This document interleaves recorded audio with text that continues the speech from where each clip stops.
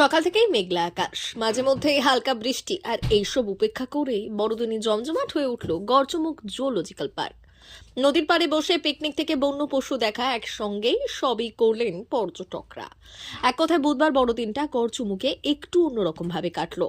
রাজ্যের পর্যটন মানচিত্রে গড়চমুখ একটি অন্যতম গুরুত্বপূর্ণ পর্যটন কেন্দ্রে পরিণত হয়েছে।